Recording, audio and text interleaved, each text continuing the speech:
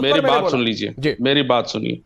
OIC को हम endorse नहीं करते हैं। ओआईसी के किसी भी स्टेटमेंट को ना मैं, ना मेरी पार्टी, ना आदरणीय ओवैसी साहब ने इंडोर्स किया। हम इस देश के हालात को बता रहे हैं। इस देश के गृह मंत्री साहब को आज एक क्विक एक्शन लेना चाहिए। जिस तरह से पश्चिम बंगाल और बिहार में जिस तरह से वायलेंस हुआ है, वहां पर तत्काल राष्ट्रपति शासन इंपोज करना चाहिए। हम इसकी मांग कर रहे हैं।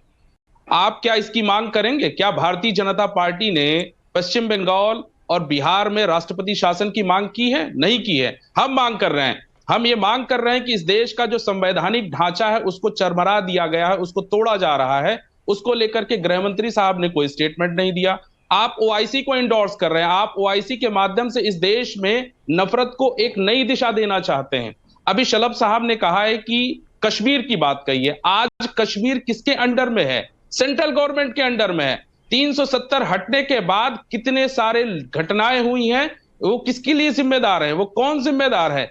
क्या शलभ साहब उनकी जिम्मेदारी लेंगे? जब से 370 हटा है और आज तक कितनी मौतें हुई हैं, क्या उसकी जिम्मेदारी केंद्र सरकार लेगी? हम तो इस देश की हालात बता रहे हैं। हालात ये हो गए हैं कि धर्म के नाम पर नफरत फैलाई जा रही है और धर्म के नाम पर इस देश में अब लोकतंत्र को नई दिशा में ले जाने का प्रयास किया जा रहा है। इसके विषय में भी बात होनी चाहिए। आप एक बार नहीं 100 बार कहिए ओआईसी ने गलत किया। हम एक नहीं, हम 1000 बार कह रहे हैं। आप अगर 100 बार कहेंगे तो हम 1000 बार कहेंगे कि ओआईसी को कोई दखल नहीं देना चाहिए हमारी इंटरनल मामले में। नहीं, ओआईसी को दखल नहीं देना चाहिए। पवन राव अंबेडकर जी, जो बातें आपने कही उसका जवाब अभी शलभ मणि दे देंगे। एक सवाल है, सीपीआई के नेता हैं महबूब आलम, आपने सुना होगा अगर शुरुआत में, कह रहे बड़े मासूम लोग हैं जो पत्थर हाथ में लेकर खड़े थे। वो भीड़ जा रही थी, उन्हें लगा पत्थर मार दो भीड़ यहां से हट जाएगी।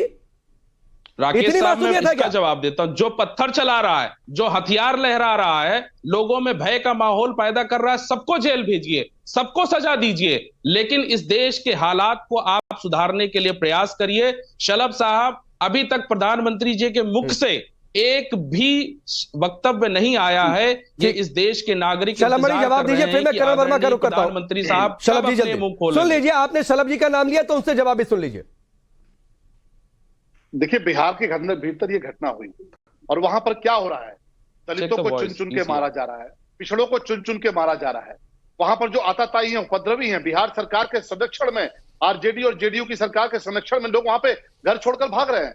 ममता बनर्जी जी की सरकार में क्या हो रहा है? तो आप ममता बनर्जी जी से क्यों नहीं पूछते? ये तो law and order subject state का सब्जेक्ट है। ममता बनर्जी जी के शासन में वहां पे दलितों पर, पिछड़ों पर, चरमपंथी वहां पर अटैक कर रहे हैं। और मैं आपसे क्या उम्मीद करूं पवन राव अंबेडकर साहब, आप उस पार्टी से ताल्लुक रखते हैं जिसका नेता ये कहता है कि 25 मिनट के लिए पुलिस हटा दो, सेना हटा दो, उसके बाद तुम्हारी औकात बता देंगे। 15 मिनट पार्टी को शलभ साहब, मैं आपके 15 मिनट के भीतर जो देश की कानून व्यवस्था को छिन्न भिन्न करने का दावा करता है। और क्या होता है हैदराबाद के भीतर, जब आप दंगे करते हैं तो दलितों को निशाना बनाते हैं, आप पिछड़ों को निशाना बनाते हैं। जोगेंद्रनाथ मंडल जी को भूल गए क्या? बाबा साहब ने मना किया था जोगेंद्रनाथ मंडल जी से कि पाकिस्तान मत जाना, और दलित समाज से थे, पाकिस्तान गए। उसके बाद क्या हाथ शुरू हुआ? उनके साथ जो दलित गए थे उनको मारा काटा गया। अब आपको जवाब सुनना पड़ेगा। अब आपको जवाब सुनना पड़ेगा। पुलिस हटा दो, सेना हटा दो। आप किस मुंह से शासन की बात करते हैं? किस मुंह से कानून व्यवस्था की बात करते हैं? आप पहले कहिए कि छोटे ओवैसी को जेल भेजना चाहिए। आप पहले जवाब सुनिए। अब आप जवाब सुनिए। को जेल भेजना चाहिए कि नहीं भेजना? अब आप जवाब सुनिए। अब आप जवाब कि पुलिस हटाओ, सेना हटाओ, हम जवाब दे देंगे।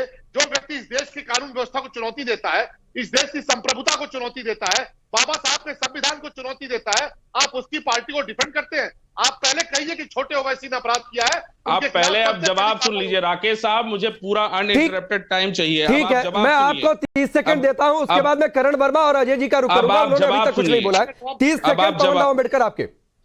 अब जवाब सुनिए, ये जवाब सुनिए। हरिद्वार में जब खड़े होकर के लोग लोकतांत्रिक सरकारों को गिराने के लिए बात कहते हैं, तो क्या शलभ साहब उनका विरोध करेंगे?